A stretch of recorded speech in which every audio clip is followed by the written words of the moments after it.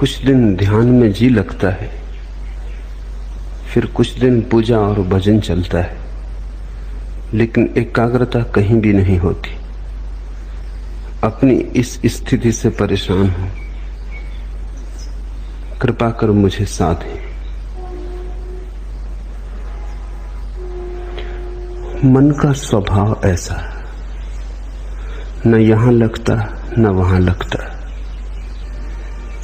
मन का स्वभाव है द्वंद्व। जो करोगे वहीं से उछटा हुआ लगेगा, जहां हो वहां से भागा हुआ रहेगा, जहां नहीं हो वहां का रस जन्मेगा। जो मिला व्यर्थ हो जाता, जो नहीं मिला वे दूर के ढोल बड़े सुहावने लगते। मन के स्वभाव को समझो। न तो ध्यान काम आता न भजन काम आता, मन के स्वभाव को समझना काम आता। मन की ये प्रक्रिया है। पद मिल जाए तो असंतुष्ट, पद न मिले तो असंतुष्ट, पद न मिले तो पीड़ा, पद मिल जाए तो व्यर्थता का बोध। गरीब रोता अमीर नहीं, अमीर रोता कि अमीर हो गया, अब क्या करूं। जो भी तुम्हारे पास है वो पास होने के कारण ही दो कौड़ी का हो जाता है, और जो तुमसे बहुत दूर है, दूर होने के कारण ही उसका बुलावा मालूम होता है।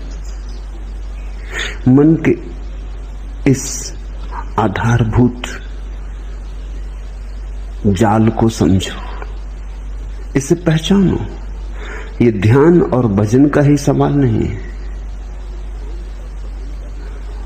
भोजन करो तो मन में उपवास का रस उमगता है कि पता नहीं उपवास करने वाले न मालूम किस गहन शांति और आनंद को उपलब्ध हो रहे हो। उपवास करो तो भोजन की याद आती है। जीवन के प्रत्येक पल तुम ऐसा ही पाओगे। बाग में लगता नहीं, सहरा से घबराता है जी। अब कहां ले जाके बैठे ऐसे दीवाने को हम। बगीचे में बिठाओ तो लगता नहीं, मरुस्थल में ले जाओ तो घबराता है।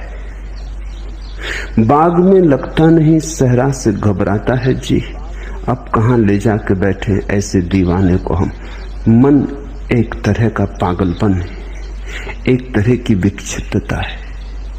मन से मुक्त होना ही मुक्ति है, मन के पार होना ही स्वस्थ होना है। तो पहली तो बात, मन के इस स्वभाव को समझने की कोशिश करो। अक्सर लोग समझने की कम कोशिश करते हैं, छुटकारा पाने की ज्यादा कोशिश करते हैं, और छुटकारा बिना समझे कभी नहीं। तो तुम्हारी आकांक्षा यह होती कैसे झंझट मिटे, लेकिन बिना समझे झंझट मिटी ही नहीं। ना समझी में झंझट है, तो तुम चाहते हो कैसे इस मन से छुटकारा हो, लेकिन पहले इसे पहचानो तो, इससे दोस्ती तो साधो, इससे परिचय तो बनाओ, इसके कोने कांतर तो खोजो, दिया तो जलाओ कि इसके सारे स्वभाव को तुम ठीक से देख लो। उस देखने में, उस दर्शन में, उस साक्षी भाव में ही तुम पाओगे विजय की यात्रा पूरी होने लगी। जिस दिन कोई मन को पूरा समझ लेता, उसी दिन मन विसर्जित हो जाता। जैसे सूरज के उगने पर ओस कण तिरोहित हो जाते, ऐसे ही बोध के जगने पर मन तिरोहित हो जाता। जैसे दिए के जलने पर अंधेरा नहीं पाया जाता, ऐसे समझ के, प्रज्ञा के दिए के जलने पर मन नहीं पाया जाता।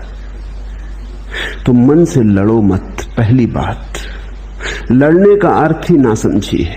लड़के कभी कोई जीता? तुमने यही सुना है कि जो लड़े वो जीते। मैं तुमसे कहता हूं, लड़के कोई कभी जीता? समझ के जीत होती। लड़ने वाले तो ना समझे। लड़ोगे किससे? छायाओं से लड़ रहे हो।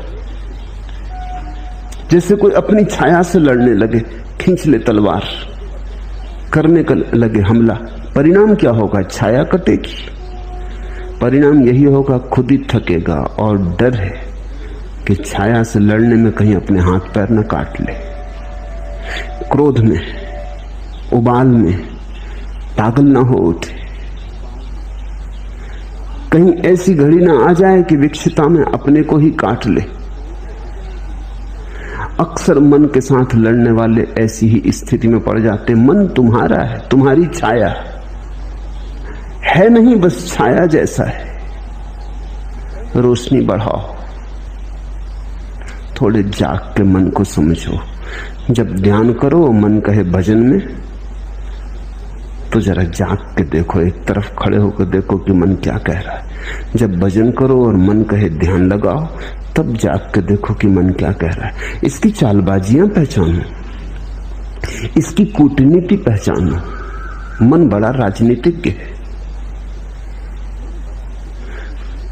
ये तुम्हें भटकाए रहता है, ये तुम्हें चलाए रहता है।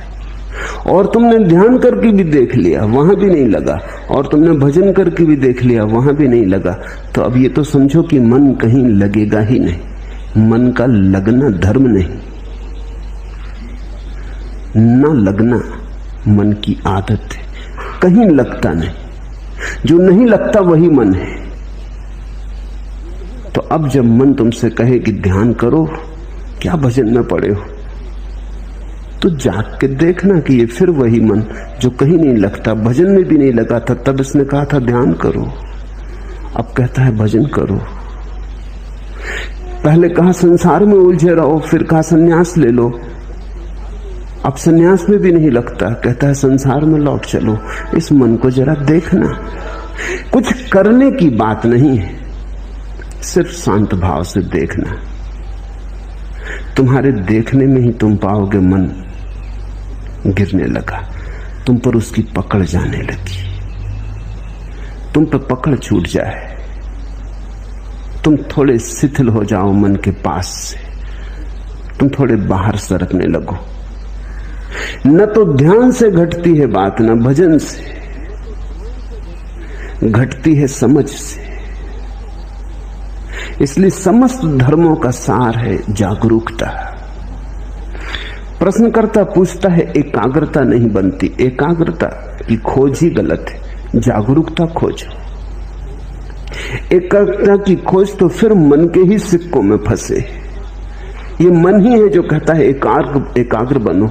ये तुम्हें असंभव चीजें करने को देता है, फिर वो नहीं होती तो तुम हारे थके परेशान हो जाते हो। एकाग्रता की कोई जरूरत ही नहीं है। थोड़ा जीवन की गणित की व्यवस्था के सूत्र समझने चाहिए। पहला सूत्र, जब भी मन नहीं होता तब तुम एकाग्र होते हो। कभी अपने काम में पूरे संलग्न, चाहे बुहारी लगा रहे हो घर में, लेकिन पूरे संलग्न। अचानक तुम पाते हो मन नहीं, संगीत सुनते संलग्न, मन नहीं है। चित्र बनाते,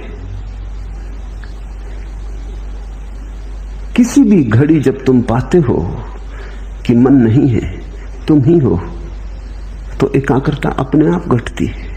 एकाग्रता घटाई नहीं जा सकती। एकाग्रता मन की तन्मयता का परिणाम है।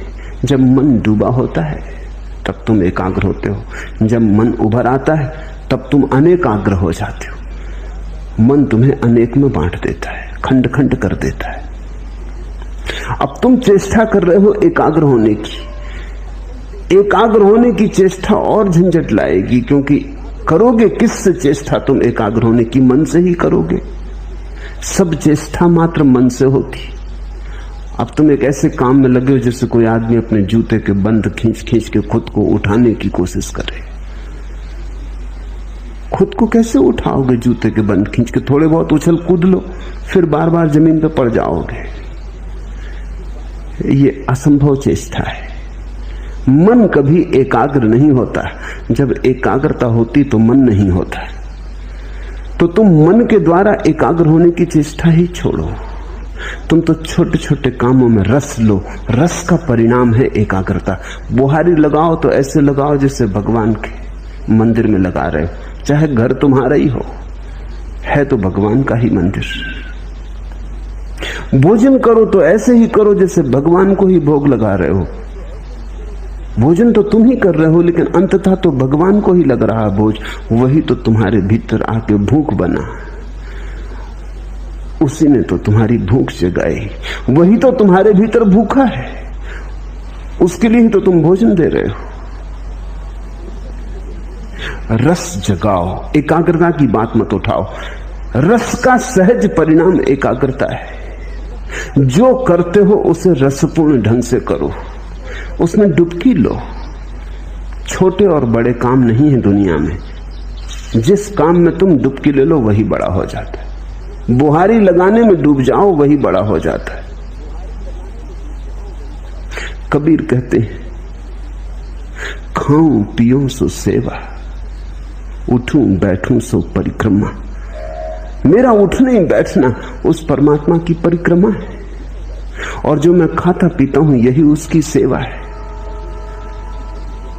रस, मेरे देखे अधिक लोगों के जीवन का कष्ट यही है कि वो जीवन में कहीं भी रस नहीं ले रहे हैं। जो भी कर रहे हैं बेमन से कर रहे हैं, कर रहे हैं क्योंकि करना है, खींच रहे हैं। जैसे बैलगाड़ी में जुते बैल, ऐसा जीवन को खींच रहे हैं, नाचते हुए, उमंग से भरे हुए नहीं। अगर तुम कोई ऐसे काम में लगे हो जिसमें तुम रस ले ही नहीं सकते तो बदलो वो काम। कोई काम जीवन से ज्यादा मूल्यवान नहीं। अक्सर ऐसा हुआ है, हो रहा है कि लोग ऐसे काम में उलझे हैं जो उनमें रस नहीं जगाता। किसी को कवि होना था, वो जूते बेच रहा है, बाटा की दुकान पर बैठा है, और जिसको बाटा की दुकान पर बैठ रहा था वो कविता कर रहा है, तो उसकी कविता में जूते की पालस की गंध आती,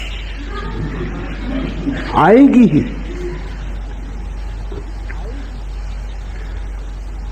लोग वहां हैं जहां उन्हें नहीं होना था, और ये विकृति के कारण है क्योंकि तुमने कभी अपने सहज भाव को तो खोजा नहीं।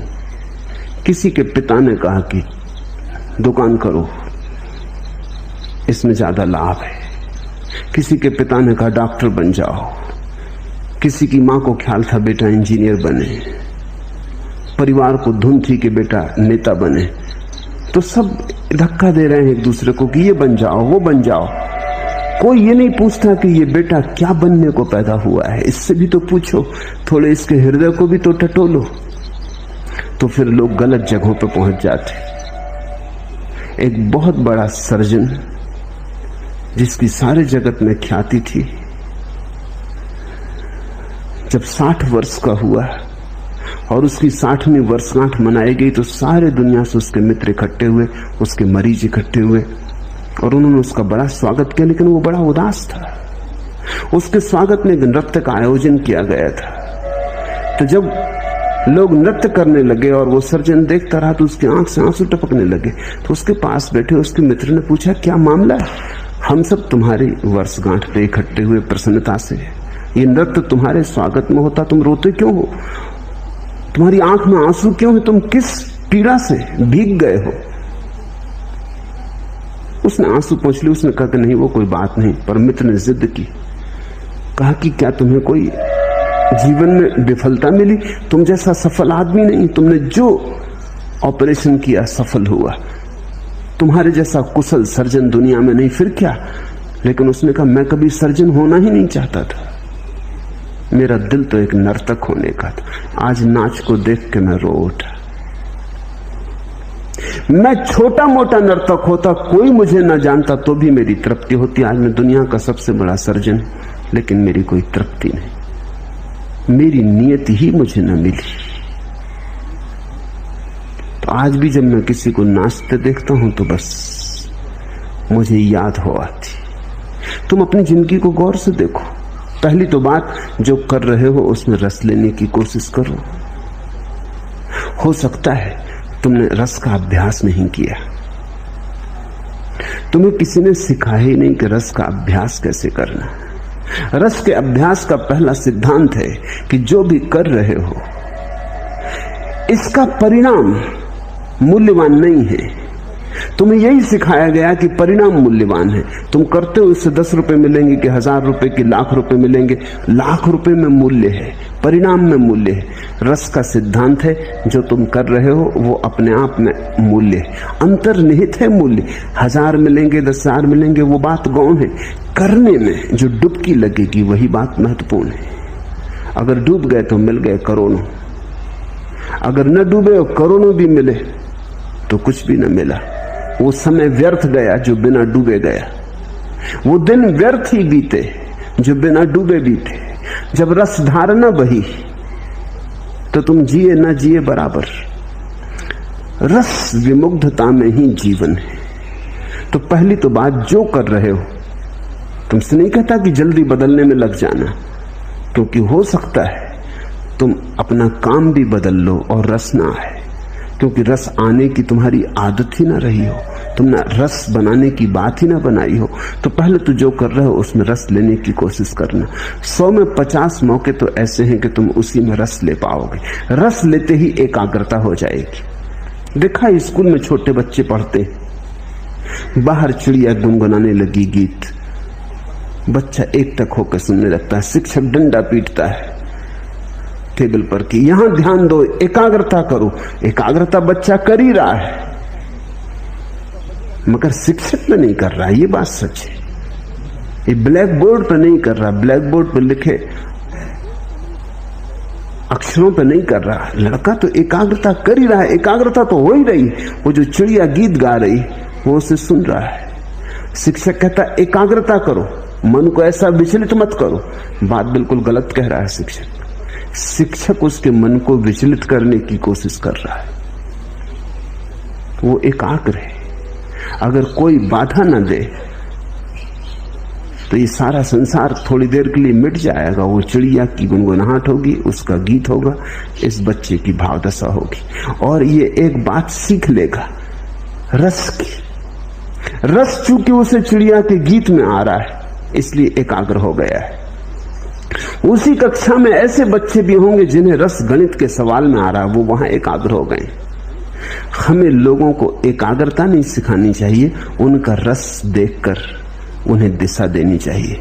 जो बच्चा गणित को सुन के एकाग्र हो गया, बाहर भौंकते कुत्ते, लड़ती बिल्लियां, गीत गाती चिड़ियां, रास्ते पे बैठे मदारी की बीन कुछ नहीं सुनाई पड़ती, ये बच्चा आइंस्टीन होने को पैदा हुआ है।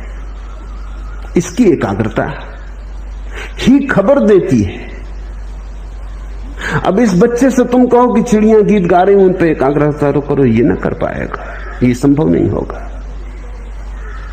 हमें देखना चाहिए कि कहां हमारी एकाग्रता है, वही हमारा जीवन है। मगर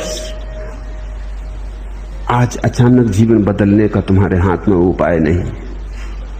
आज तो पहचानने का भी उपाय नहीं कि कहां तुम्हारी एकाग्रता होती। तुम तो भूल ही गए, तुम्हारे जीवन की सारी व्यवस्था उल्टी सीधी हो गई। दूसरों ने तुम्हें चला दिया, दूसरों ने तुम्हें मार्ग दे दिया, दूसरों ने तुम्हें दिशा और आदर्श दे दिए, तुम्हें पूरी तरह भरमा दिया है। पहले तो जो काम कर रहे हो उसमें रस लेने की आकांक्षा जगाओ। जो काम कर रहे हो उसे इतने भाव से करो, इतनी मगनता से करो कि उससे अतिरिक्त ऊर्जा बचे ही नहीं विघ्न बाधा डालने को। एकाग्रता का और क्या अर्थ होता है? एकाग्रता कोई जबरदस्ती थोड़ी, एकाग्रता बड़ी स्वाभाविक घटना है। अब तुम यहां मुझे सुन रहे हो, जिनको मेरी बात में रस आ रहा है वो एकाग्र है। एकाग्रता कर थोड़ी रहे हो, एकाग्रता हो रही है, इसे समझने की कोशिश करो। तुम्हारे करने की थोड़ी बात है। तुम थोड़ी के बैठे हो सब मांसपेशियों को खींच के और आंखें मुझ पे गड़ा के और चेष्टा कर रहे हो कि एकाग्रता। ऐसी एकाग्रता करोगे तो तुम सुन ही ना पाओगे जो मैं कह रहा हूं। एकाग्रता सहज है, तुम्हें रस आ रहा है, उसी रस कारण तुम चल आए हो, उसी रस के कारण तुम रोज चलते आए हो, वही रस तुम्हें लाता रहा है। रस है तो एकाग्रता है, तो तुम रस को जगाओ, एकाग्रता की बात ही छोड़ दो। अगर रस जगे ही ना तो फिर समझो, फिर हिम्मत करो, साहस करो, बदलो उस व्यवस्था को जिसमें रस नहीं जगता। हो सकती है वो व्यवस्था तुम्हारे लिए नहीं। तो दरिद्र हो जाना बेहतर है समृद्ध होने की बजाय। सड़क का भिखारी हो जाना बेहतर है सम्राट होने की बजाय, अगर रस आ जाए, क्योंकि रस ही सम्राट बनाता है। तो कभी कभी तुम किसी भिखारी के चेहरे पर ऐसी आभा देखोगे जो सम्राटों के चेहरों पर नहीं दिखती। रस विमुग्ध है, वो अपने काम में लीन है। रथचाइल्ड ने अपनी आत्मकथा में लिखा है कि एक भिखारी आया, 5 बजे सुबह उसका दरवाजा खटखटाने लगा। वो बड़ा नाखुश हुआ। 5 बजे सुबह नींद से भरे उसको उठाया। वो बड़ा झल्लाता हुआ बाहर आया। ऐसे वो देना पसंद करता था, दान उसका रस था। लेकिन ये कोई वक्त है? तो उसने भिखारी को कहा, सुनो जी, ये कोई समय है? भिखारी ने कहा कि आप भी सुनो, आप बैंकिंग का धंधा करते हो, मैं कोई सलाह तो देता नहीं, ये हमारा धंधा है, इसमें हम सलाह किसी की मानते नहीं। रथचाइल्ड ने प्रकाश जलाया कि इस आदमी को देखना चाहिए जो दुनिया के बड़े से बड़े करोड़पति को कह सकता है कि सुनो, तुम बैंकिंग का धंधा करते हो, हम तुम्हें कभी सलाह देते नहीं, हमारी सलाह का कोई मतलब भी नहीं, क्योंकि हमें कोई अनुभव भी नहीं, तुम हमें सलाह मत दो, हम जन्मजात भिखारी। उस आदमी के चेहरे को देखा, वो बड़ा प्रसन्न आदमी था। रथचाइल्ड ने लिखा, मैं मंत्र मुक्त हो गया। ये हिम्मत भिखारी की नहीं, सम्राट की होती। रथचाइल्ड को ऐसा कहना जिसके पास भीख मांगने आए कि चुप, सलाह मत देना, मेरे धंधे को मैं भली भांति जानता हूं।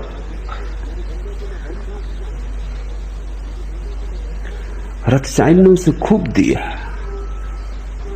और कहा, मैं खुश हुआ इस बात से कि कोई आदमी अपने भिखमंगेपन की भी इतनी प्रतिष्ठा रखता है। कभी तुम्हें राह का भिखारी भी प्रसन्न मिल सकता है। प्रसन्नता का कोई संबंध इससे नहीं कि तुम्हारे पास क्या है। जो भी तुम्हारे पास है उसमें अगर रस है तो प्रसन्नता है। तुम अगर हाथ के भिक्षा पात्र को भी गीत गुनगुनाते हुए ढो रहे हो तो आनंद है, और तुम्हारे पीछे स्वर्ण रथ चल रहे हैं और तुम मुर्दा बुझे तो कुछ अर्थ नहीं है।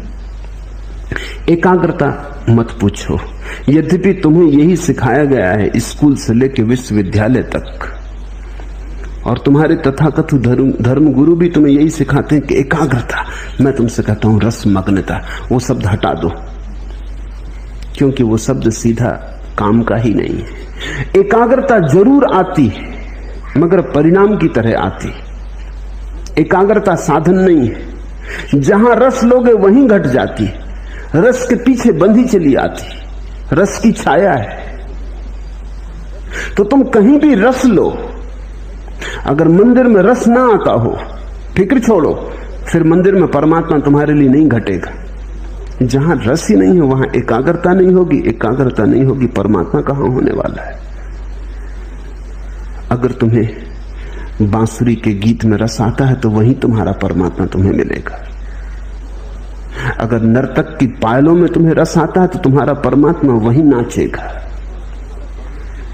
तुम्हारे परमात्मा की खोज तुम्हारे रस से ही तय होगी। रसो वैसा, उस परमात्मा का स्वभाव रस है। किसी शास्त्र ने नहीं कहा कि परमात्मा का स्वभाव एकाग्रता है। सच्चिदानंद वो रस की बात है।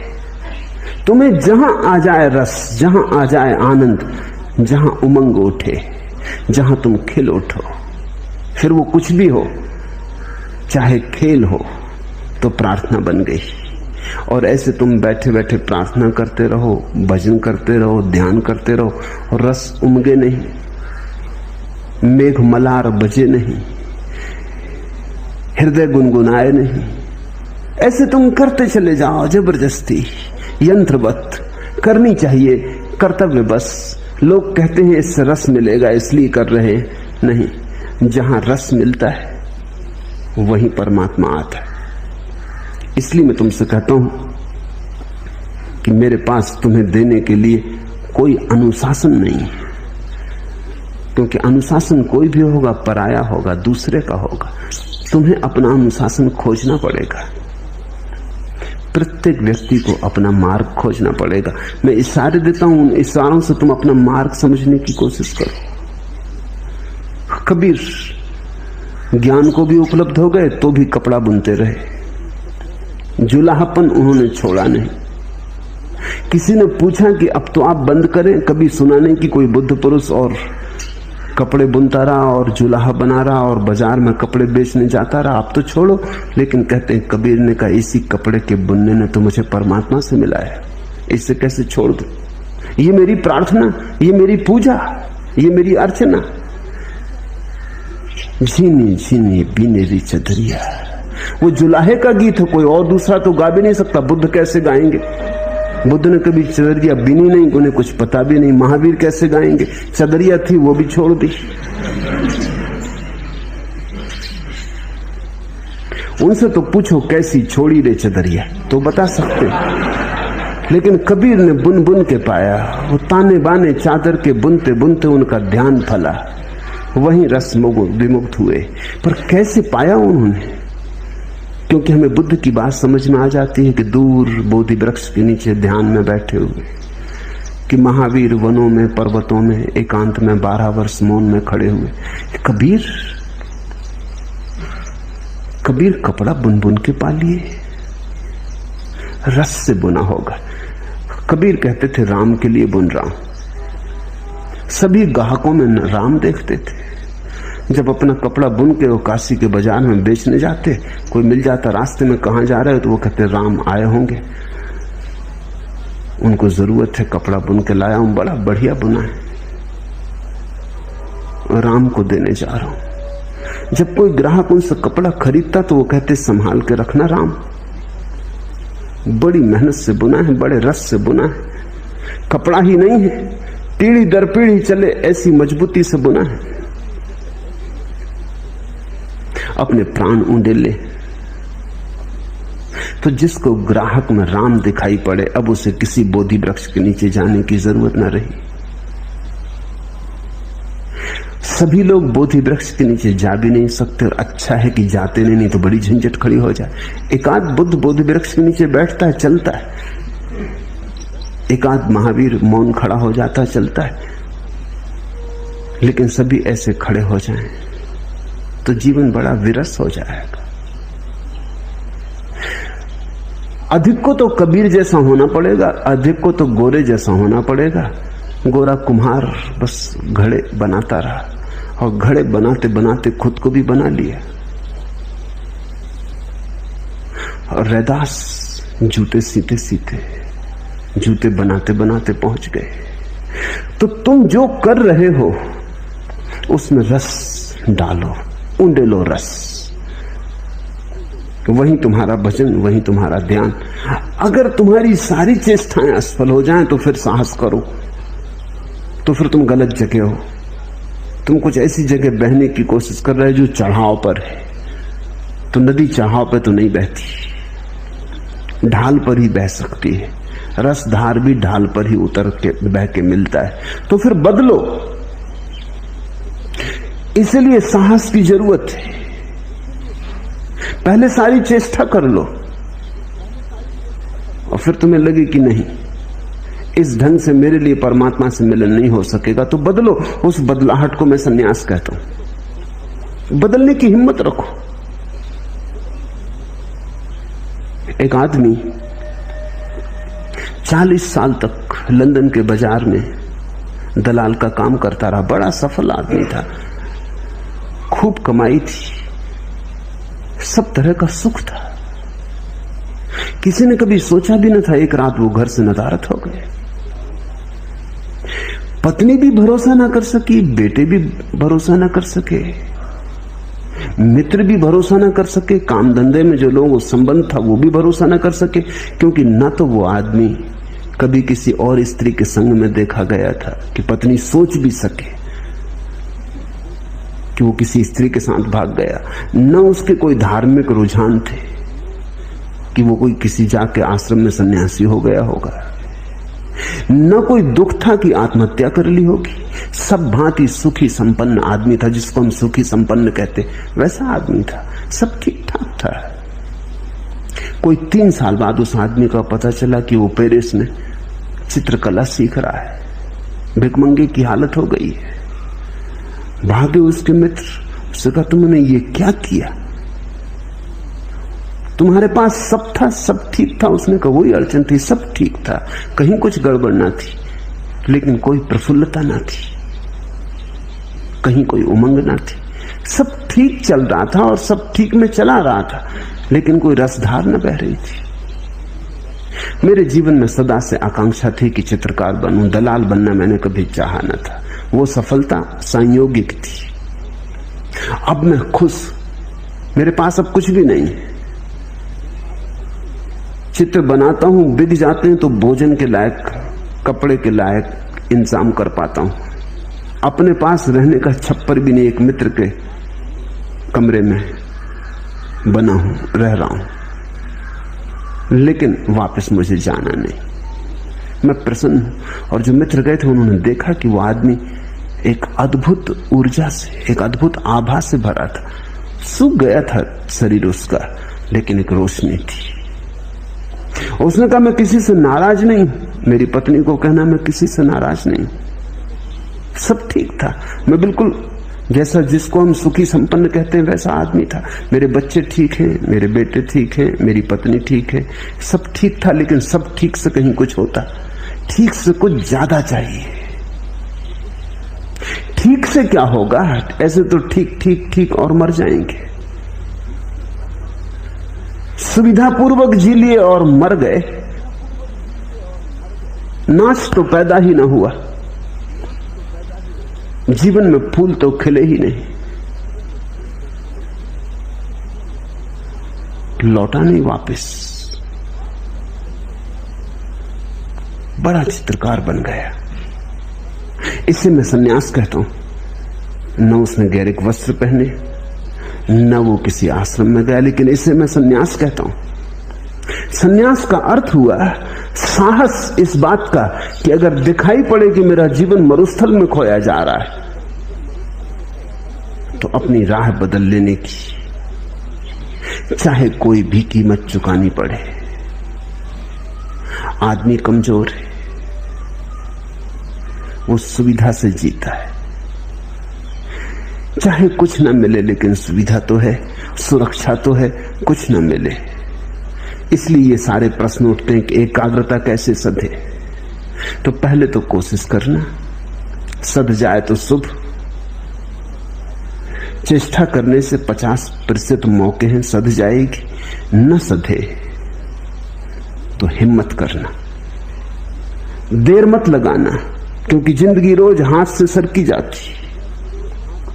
जिंदगी उन्हीं की है जो हिम्मत से जिंदगी को बदलने के लिए तैयार होते, नहीं तो जिंदगी बह जाती चिकने घड़े के ऊपर, जैसे वर्षा का जल बह जाता, कुछ भरता करता नहीं, या उल्टे घड़े पर जैसे वर्षा गिरती रहती, टप टप बहुत आवाज शोरगुल मचता, लेकिन घड़ा खाली खाली रहता, उल्टा रखा है। तो जरा गौर से देखना, तुम्हारा घड़ा अगर भरता ना हो